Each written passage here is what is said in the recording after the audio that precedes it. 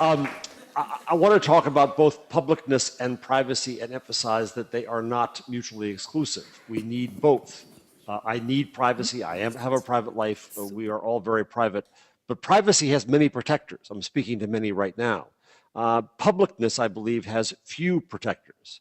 And so I wanted to write a book in public parts about the value of publicness. But today I'll talk mainly about privacy.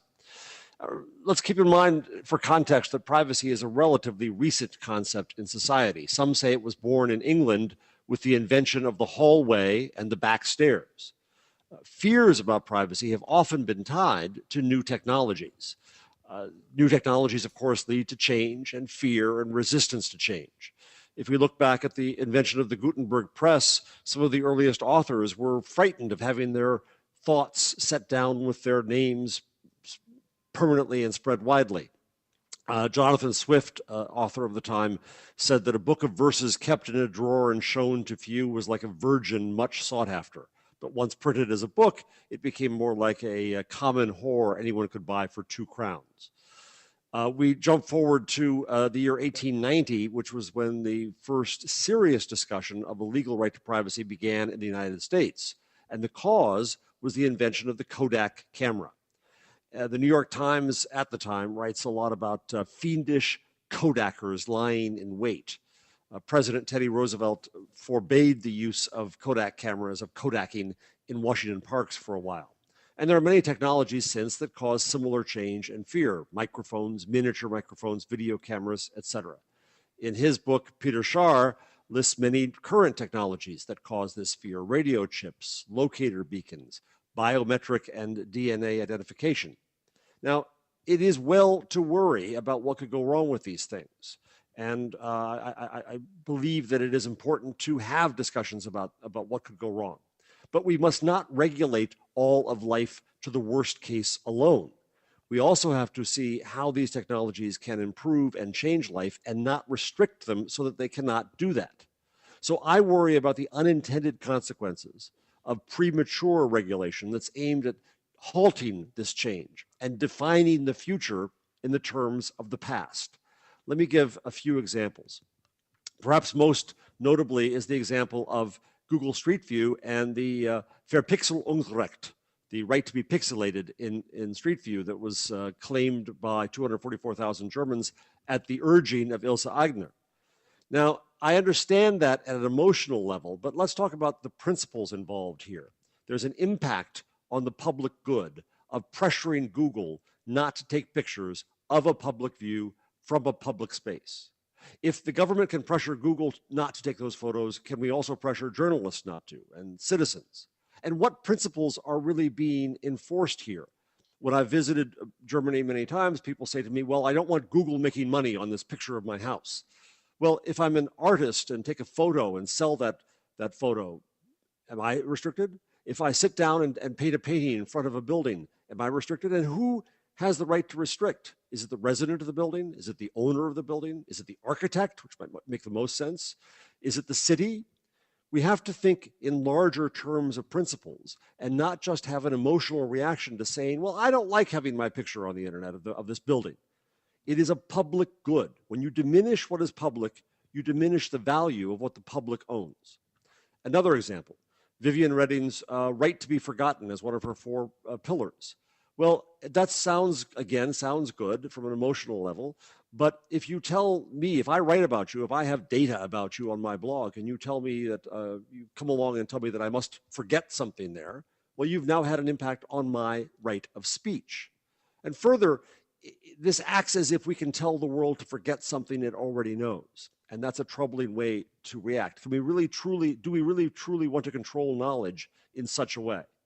Another of Redding's pillars, and I see from Twitter that Peter Shar talked about this morning, is the notion of privacy by default. Once again, that sounds good, but let's examine that further and see what the impact and principles are of that. Note that Flickr, the wonderful photo service owned by Yahoo, really became the magical thing it became, according to its founders, because it became public by default. It was only because people put photos up there knowing they were public and shared information about them and shared the notion of a funny tag that we could find photos and make connections as a result. Do we truly want a society that is private by default? Is that still a society where we connect with each other? In the United States, as another example, we have COPPA, the Children's Online Privacy Protection Act. And it sounds good, once again, to restrict sites from using anything about children under the age of 13.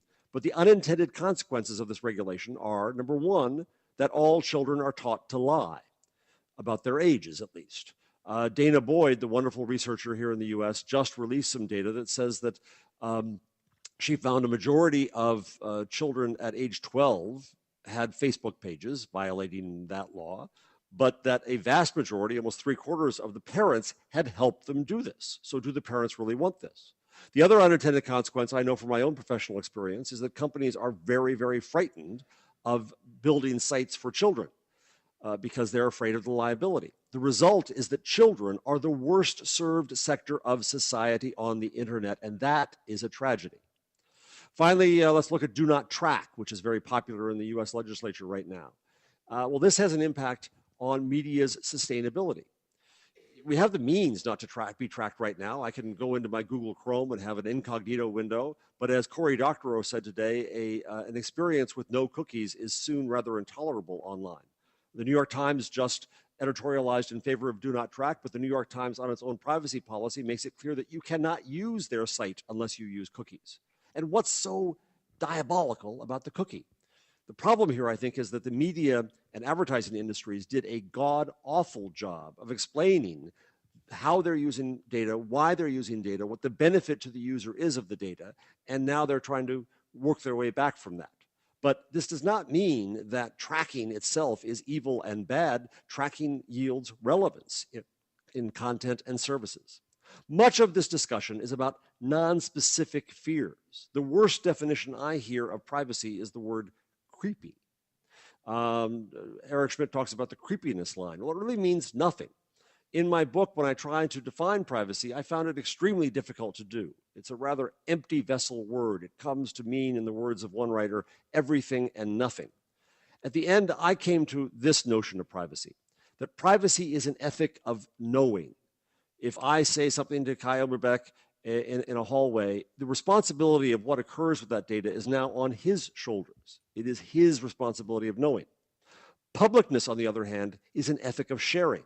If I have information that I know in my head that could be valuable to others, the decision is mine as to whether or not to share it.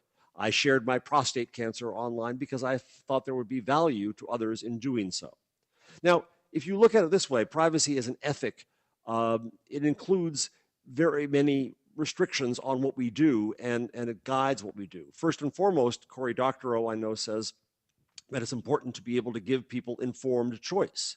And if you're not transparent about tracking someone or having data about them or what you do with that, then someone cannot make an informed choice. If you hide that information in long legalistic documents no one reads or understands, then no one can make an informed choice. So privacy and publicness is really, in the end, about protecting choice. There are also other elements to this ethic of privacy, that one should not steal information or trick us out of it, that the information, once you have it, should be protected and not be stolen and used badly, that we are transparent about the use, that we enable access to people's information, that we give credit, and very importantly, that we make this information portable. Google has the data liberation front. I wish that Facebook would allow me to take all my information out of Facebook should I choose to, and they do have new means to do so. So we're trying to develop an ethic of privacy. And indeed, I think that in recent changes in Google Plus and Facebook, we see new efforts to improve the way that choices are made. That rather than making choices in defaults that are well hidden and that we never use and that are hard to figure out, now on Google Plus, I make a choice about sharing at the moment of sharing every time I share. I think we're just trying to figure out and learn the new norms of our online society and online interactions, and we're getting better about it. Now, Dana Boyd, I just want to mention one thing from her, says that we should concentrate more on regulating the use of data over the gathering of data. And this returns to that notion of the right to be forgotten, the right to forget, the demand that you forget something you already know. Dana's example is that if I walk into your office seeking a job, you can tell at a glance that I'm male and white and that my hair is prematurely gray, so you can guess my age. You know where I'm from. You know all this information about me. But when it comes time to decide whether to hire me, you can reject me for any reason. And if you reject me because I do have prematurely gray hair, you'll get away with that once. But if you do that again and again and again and again, well, then you'll get sued for it, for age discrimination. Well, at some point, that's how we have to look at this as a society, I think. We have many laws about what to do and not to do with people and how to interact, and we have to concentrate on that. If we think that technology can be controlled to the way that we allow the restriction of knowledge, we also have to ask what impact that has on the rest of society and how we do things. There are many, many benefits to sharing. Let's remember that 800 million people are on Facebook not because they're insane and not because they're all drunk. They are there because they see value in sharing with each other. As a society, we connect. So let's also look in this choice we have, this choice of privacy and publicness. And by the way, they are not opposites. Again, they're rather like hot and cold or wet and dry. It is a continuum. But we have this choice. When we know something, do we choose to hold it? Do we choose to share it? Sharing has benefits. And those benefits are many. Sharing creates and builds relationships. Sharing yields openness and thus trust. Very importantly, sharing and openness and transparency enable collaboration as individuals, as companies, and as governments as well. Sharing disarms an openness and publicness. Publicness, perhaps, is the best word here, disarms stigmas. In the United States, the best weapon that gays and lesbians had against the bigots who forced them into the closet was to stand out of that closet and be public. And I'm not suggesting for a moment that anyone should ever be forced out of that closet, that anyone's secret should ever be taken out of their head and made public. But for those who did have the courage to stand in public and say they were gay, that was their weapon to beat down the bigotry of those who would force them away. Publicness takes away the notion of a stranger. I meet you, I meet people around the world because I am public. Publicness enables the wisdom of the crowd to create incredible things like Wikipedia. Publicness also organizes us. Look at the Occupy Wall Street hashtag and what has happened with that. Look at the tools that were used and are still being used today in Tahrir Square to organize a new nation in Egypt. Look at how Facebook is being used publicly to rewrite the Constitution of Iceland. These are tools that are going to change society in incredible ways, and we don't yet know how great that change is. John Naughton, who's a columnist on The Guardian, or The Observer in London rather, asked us recently to stand, imagine we were standing on a bridge in Mainz in 1472, which is about as far away from Gutenberg's invention of the press as we are today from the introduction of the commercial web. And he said, ask people there whether they think that Gutenberg's invention will tear apart the authority of the Catholic Church and will change our notion of what a nation and a society are, and will lead to something we'll soon see as the scientific revolution, and will change our concept of education and thus our concept of childhood. Well, anyone would think you're insane to ask these questions. I just wrote a piece for Google's Think Quarterly, in which they have an issue coming up, I hope I'm revealing no secrets, about speed.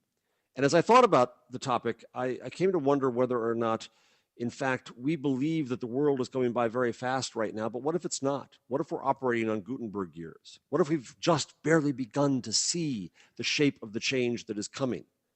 In that case, it becomes very dangerous to try to prevent that change and to try to, again, define it in the legacy of view that we have of our past.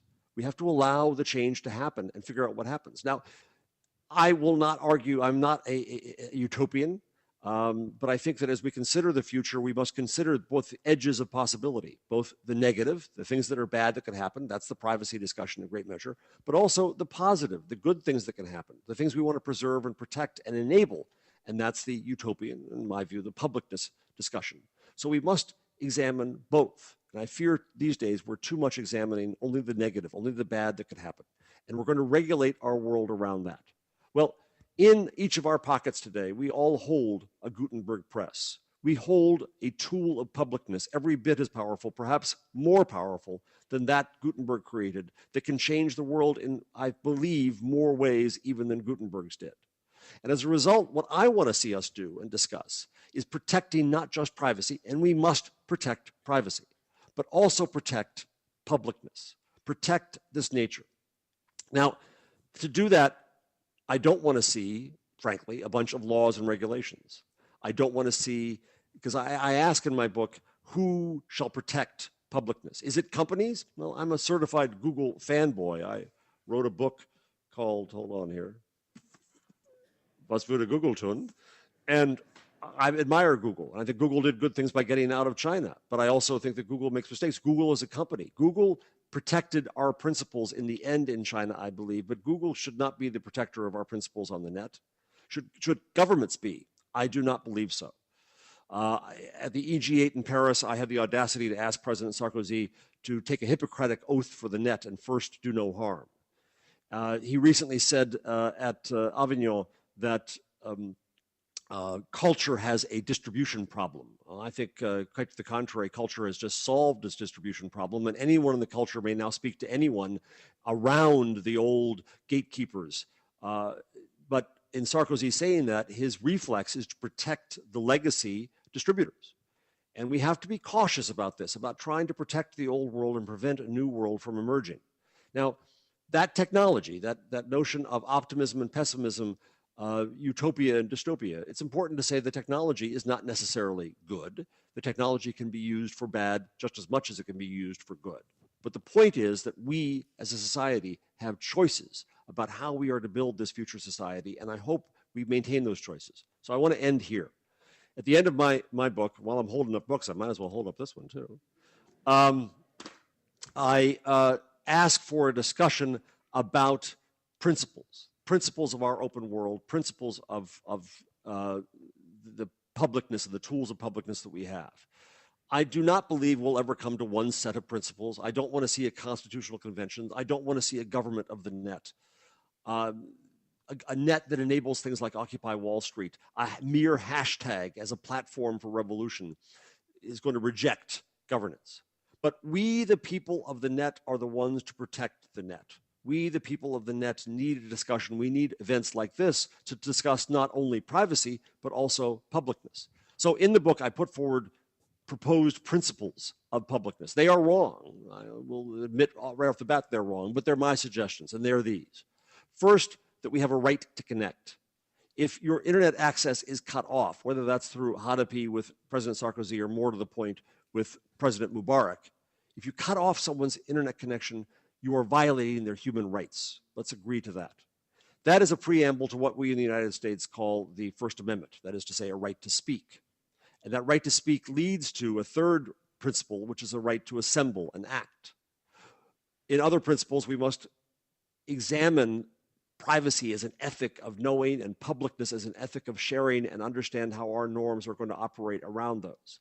We must see that our institutions' information, institutions, not individuals, but institutions' information should become open by default and secret only by necessity. And in government, there are necessary secrets. But WikiLeaks' greatest lesson to us, perhaps, is the banality of secrecy in government and how much is kept from us that should not be. Another principle is the idea that what's public is a public good. This goes back to the Verpixelungsrecht. The idea that we can restrict the notion of a public view or public knowledge or public speech steals from us, the public. Finally, two last principles. One, all bits are created equal.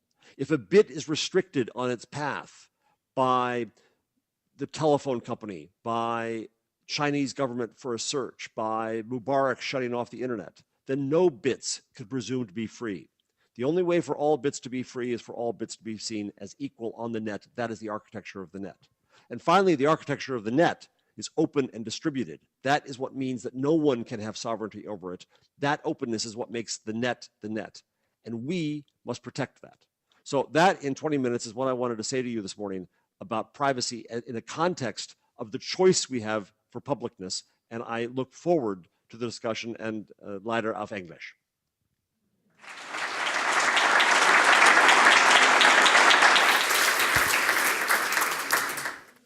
Hello, Jeff. I'm Jan Schalbeck. I work with ULD, which is the one of the data protection agencies in Germany, and I had the pleasure to see you at Bell Foundation a while ago, and I'm very happy to have heard your talk, which was very much more promising than what I heard at Bell Foundation, I have to say. And now, anyhow, I want to connect to 2 or 3 bits that I found in your presentation, which I like very much. I can subscribe to most, if not all, of the principles that you suggested.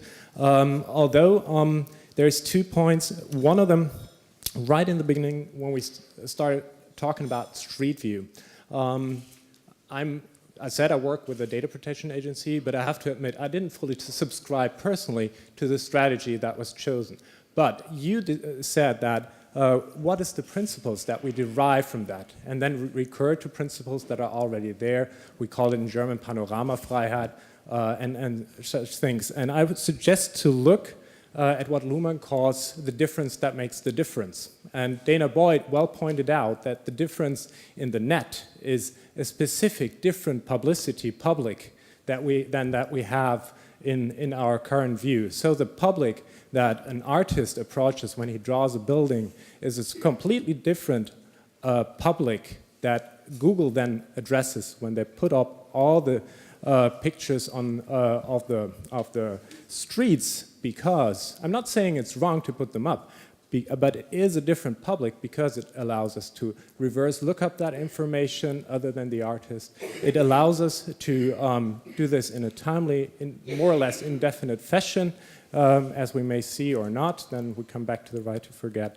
And it's a global audience, a potential indefinite audience. And that's very different from the audiences, the public, that we usually address when we're sitting here, which is a public, and it's defined by this room and other publics that we have out there. And this differentiation of public is the differences that we need to look at. And that from that we have to derive not only the norms, but the technology, because the technology then needs to reflect what the human need for their specific audiences are.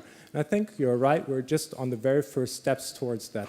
But I'm not, I don't think we should just leave that out to complete open processes, because we would hinder other innovations. I think when we foresee already problems showing up, when we can foresee that there's difficulties that are ahead of us and that will trouble us as a society, we should also be able to discuss and intervene where we see ways to stop bad things from happening. Thank you. Yes, but I take the point about different publics, and I think that that's part of the metaphor that Google Plus uses in creating circles. And by the way, circles to me aren't used for privacy, they're used for relevance. When I choose to share with just a circle, I'm not doing so to keep it secret. Let us be very clear here, the internet is a rotten place to keep secrets. Your head is a far better place. But what I'm doing instead is going to relevance, to saying that this boring journalism thing will be of interest only to boring journalists. But I also would caution that if you try to define those publics from the distance and not allow the public to define its own publics, then you have a problem.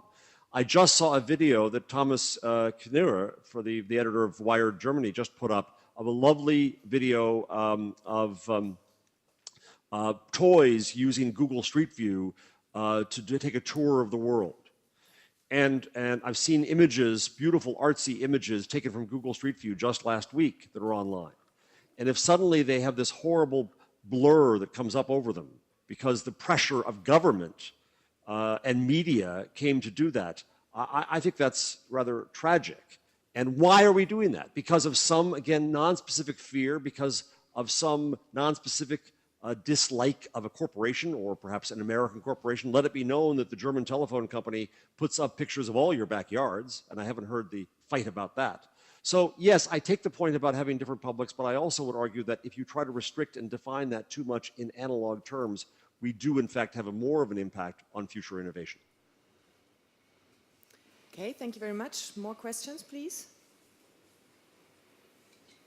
Come on, one more question. Oh, please, if I didn't cause some controversy in Germany, I will have no reason to have Thanksgiving in the US today. Okay. Okay, we found another question, please. Good. Moritz Karg from the Hamburgian Data Protection Office. So my colleague already started, but I don't want to put up this issue of Google Street View, but you define public space. You argue for public space or for public in the internet. But defining public space means you need also private sphere. So where is your red line, not to overstress this word, but where is your red line? Where do you put the point of saying certain information just don't have to be in the internet? I think you raised two important questions. The first does come to my own individual choice. I do have a private life. People ask me whether I believe in radical transparency, and my answer is that I'm wearing clothes, aren't I? And you're welcome. Not everything that I do is public, nor do I want everything I do to be public. We are all private. In fact, we need privacy. We need our private thoughts, and we need our private spaces, and we need our private groups of people to be with. But having said that, so in my book, I go through the lines of where I am on privacy, and I won't get into the German sauna right now, but I also think that there are lessons to be had in the things that we Americans think are private, like our bodies, which in other countries are seen as rather absurd and childish, and well so. So there is privacy. Everyone has their own lines of privacy. But the second question is about the definition of public. And to me, what occurs in public, on a public street, is by necessity public. And if you start to talk about a presumption of privacy in public, then things become very difficult. Let's move to another example. In Chicago, Illinois right now, there is a debate in the courts going on about a law that gives police officers a presumption of privacy in regards to audio recording when they are performing their public duties in public. I find that utterly offensive and dangerous because it means that we cannot watch and regulate the actions of our public officials. So what if you start to change the law and say you must have, even in public, you must have someone's permission to put a photo up? What are you doing to journalism in general? What are you doing to the idea that journalism now rests in the hands of every single citizen with a camera and the ability to share what they see, to speak as witness to the world? What happens then? Well, I think if you see the mayor ducking into an opium den and the mayor says, no, that was a private act in public. You see a parent beating up a child in public. You see a police officer beating up someone and doing a false arrest. Don't we need that notion of publicness to be able to protect life there? So I think we've got to protect the notion of what's public being public and not let this other notion, this other fear, take that over. And to me, there's a principle involved in publicness.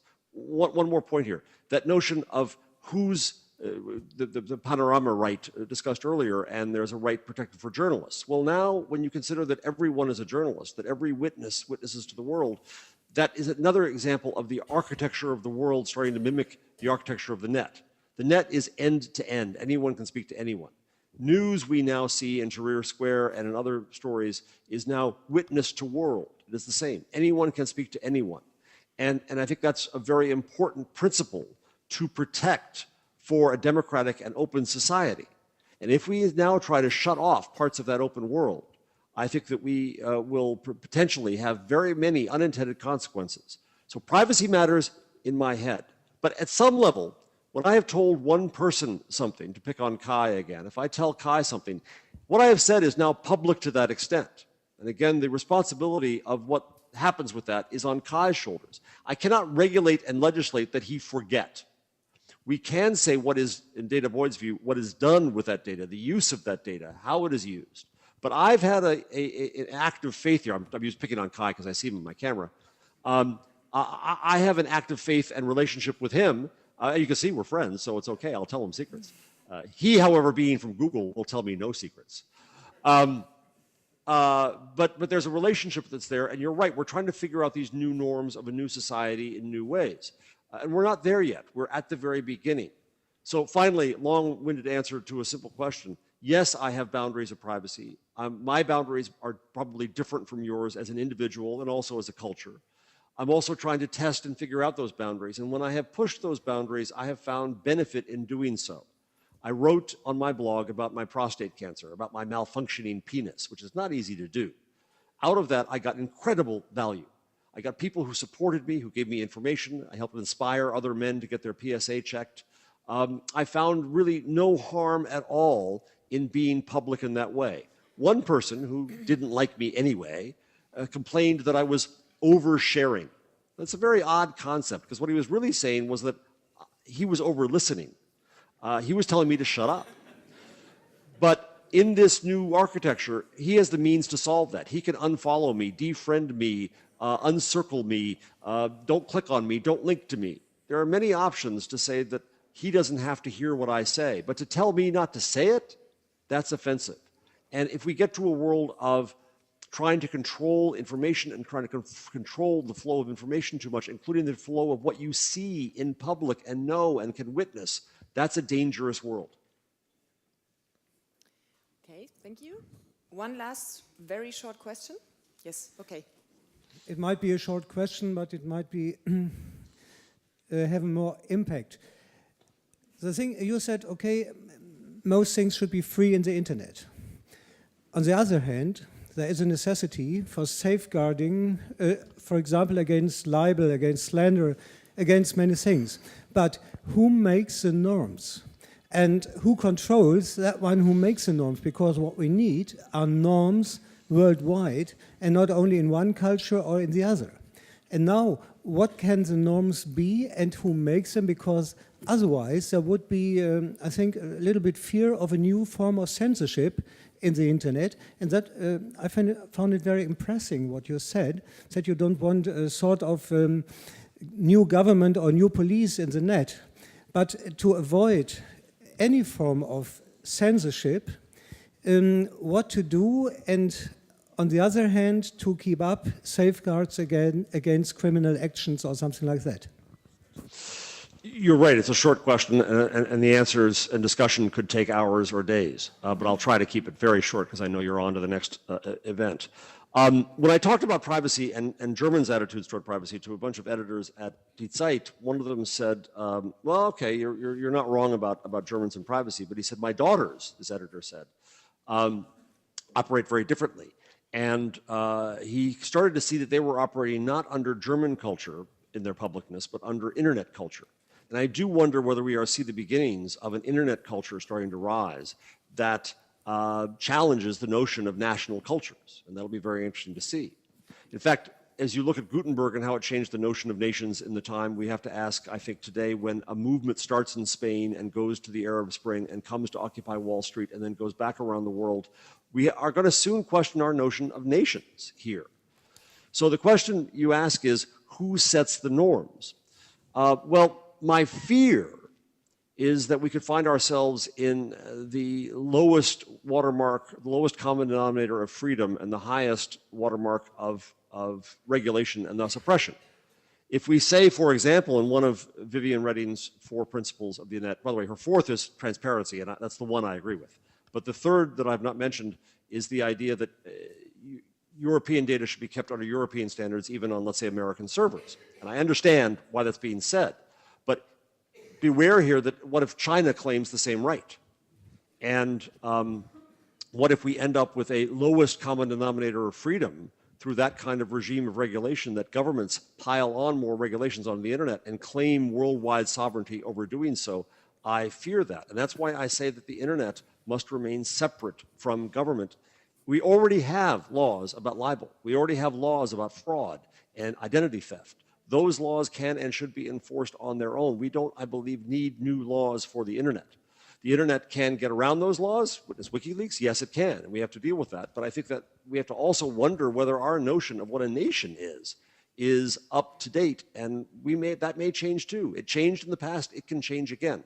I am not an anarchist. I'm not arguing for that. I am arguing, as you are, that we need to try to discern new norms. Who sets those norms?